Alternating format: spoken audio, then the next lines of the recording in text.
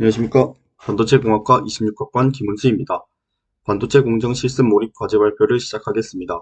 반도체 제조에서 폴리실리콘과 단결정 실리콘 차이를 설명하겠습니다. 먼저 반도체의 기본 재료인 실리콘입니다.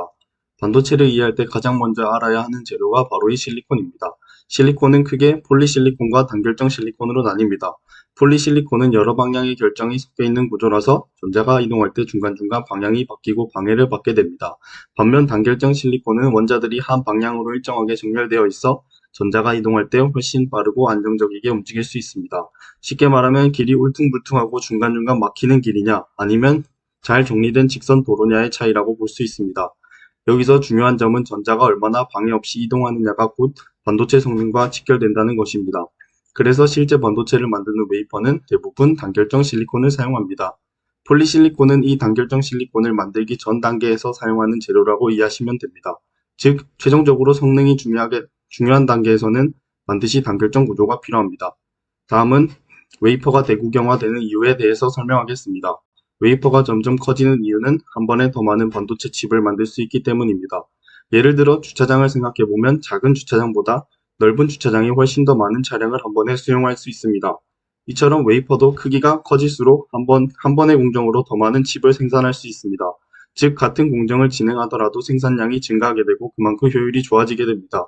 이렇게 되면 칩 하나를 만드는 데 들어가는 비용은 줄어들게 되고 결과적으로 더 효율적인 생산이 가능해집니다. 그래서 반도체 산업에서는 웨이퍼를 점점 더 크게 만드는 방향으로 발전해 왔습니다. 현재는 12인치 지름 300mm 웨이퍼가 주로 사용되고 있습니다. 하지만 크기가 커질수록 웨이퍼가 휘어지거나 깨질 가능성도 커지기 때문에 이를 평평하게 유지하는 기술이 매우 중요합니다. 즉, 단순히 크게 만드는 것뿐만 아니라 안정적으로 다루는 기술도 함께 발전하고 있습니다. 그래서 웨이퍼의 크기 확대는 생산성과 기술력을 동시에 요구하는 아주 중요한 요소라고 볼 수 있습니다.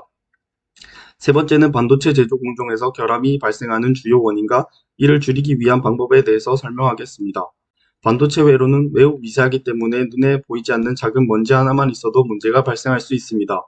결함이 많아질수록 정상적인 제품의 비율이 낮아지게 되는데 이때 정상 제품의 비율을 수율이라고 합니다.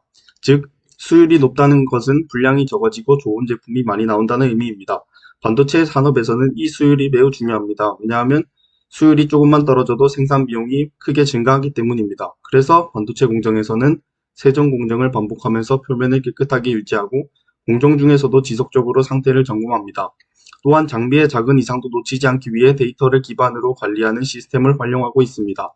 이러한 관리 과정을 통해 결함을 최대한 줄이고 수율을 높이려고 노력하고 있습니다. 다음은 클린룸의 필요성에 대하여 설명하겠습니다. 반도체 공정에서 가장 큰 오염원은 사람입니다. 사람의 몸에서 나오는 먼지나 각질, 머리카락 등이 모두 반도체에는 큰 영향을 줄 수 있습니다.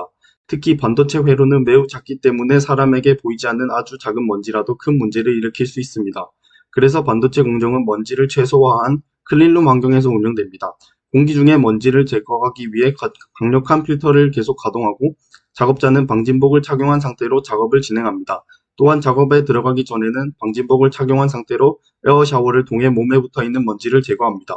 이처럼 작업 환경을 최대한 깨끗하게 유지하는 것이 반도체 품질을 결정하는 아주 중요한 요소입니다. 결국 깨끗한 환경이 곧 좋은 반도체를 만든다고 볼 수 있습니다. 마지막으로 무어의 법칙에 대하여 설명하겠습니다. 무어의 법칙은 반도체의 성능이 약 1, 2년마다 2배씩 향상된다는 경험적인 법칙입니다. 이 법칙 덕분에 반도체 기술은 빠르게 발전해왔고 우리가 사용하는 스마트폰이나 컴퓨터의 성능도 지속적으로 향상되어 왔습니다. 하지만 최근에는 회로를 너무 작게 만들다 보니 물리적인 한계에 가까워지고 있습니다. 더 이상 단순히 크기를 줄이는 방법으로는 성능 향상을 이루기 어려운 상황이 되었습니다. 그래서 현재는 단순히 작게 만드는 것이 아니라 여러 층으로 쌓는 3D 구조와 같은 새로운 방식이 도입되고 있습니다. 또한 전기의 흐름을 더 효율적으로 제어할 수 있는 새로운 구조도 함께 연구되고 있습니다. 이처럼 반도체 기술은 기존 방식에서 벗어난 새로운 방향으로 계속 발전하고 있습니다. 이상으로 발표를 마치겠습니다. 감사합니다.